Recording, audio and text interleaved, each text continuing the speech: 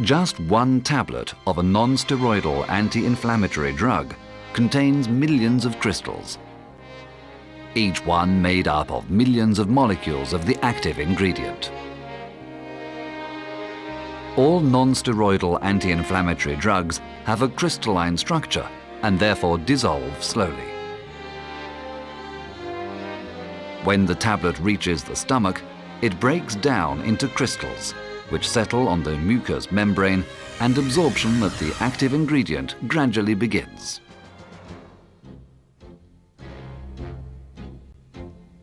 The first drawback is that absorption is too slow. And the second drawback is that the concentrated active ingredient remains in contact with the mucosa for too long. The onset and the duration of the effect is directly related to the structure of the molecule. For the first time, molecular engineering has made it possible to apply the host-guest concept of molecular inclusion in a non-steroidal anti-inflammatory drug. The main trend in the development of non-steroidal anti-inflammatory drugs has been towards producing smaller crystalline structures. If it were possible to avoid the use of crystalline forms, we would have an entirely different anti-inflammatory drug. We would be able to isolate each molecule and deliver it directly to the gastroduodenal mucosa. But this is not so far-fetched. State-of-the-art molecular technology now makes it possible to achieve things that were unthinkable only a few years ago. It is now possible to separate millions of molecules from one another, thus avoiding the formation of crystals. This has given rise to the host-guest molecular inclusion technique.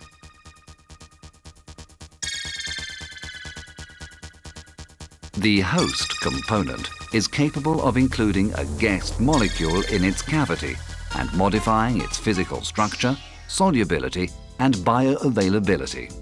This breakthrough is the result of the research into host-guest technology carried out by Professors Cram, Len, and Pedersen, and for which they were awarded the Nobel Prize for Chemistry in 1987.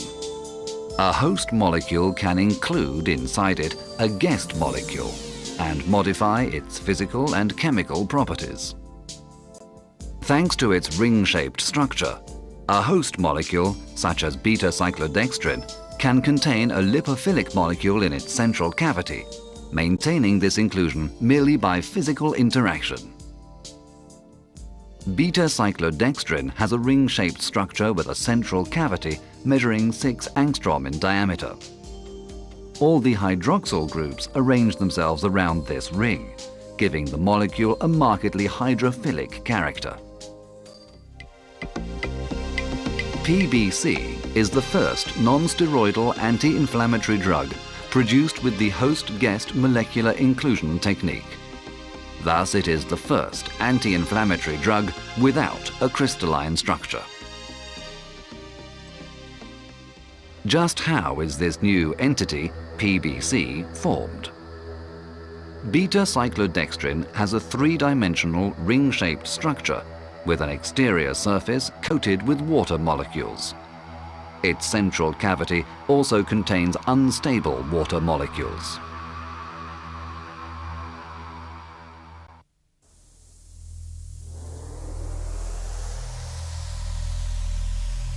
One extremity of the piroxicam molecule has hydrophobic groups which repel water molecules, while the other end is hydrophilic and attracts them.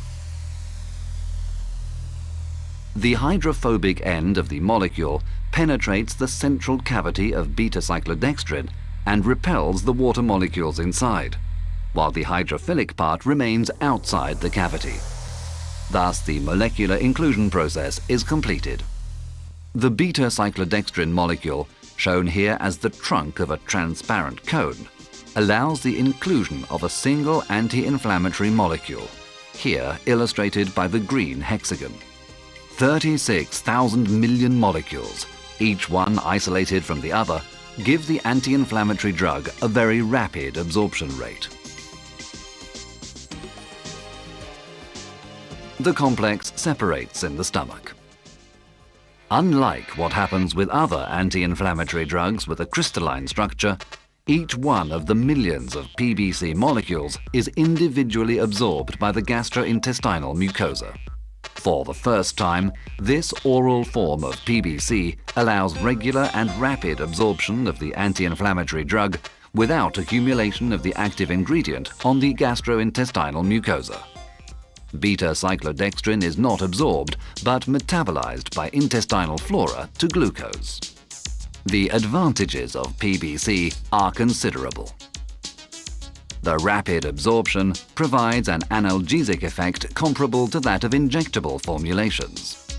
This first application of molecular engineering in the form of an anti-inflammatory drug like PBC is not just an ingenious idea, but provides real advantages for the patient. It is indeed a clinical and pharmacological breakthrough of great importance.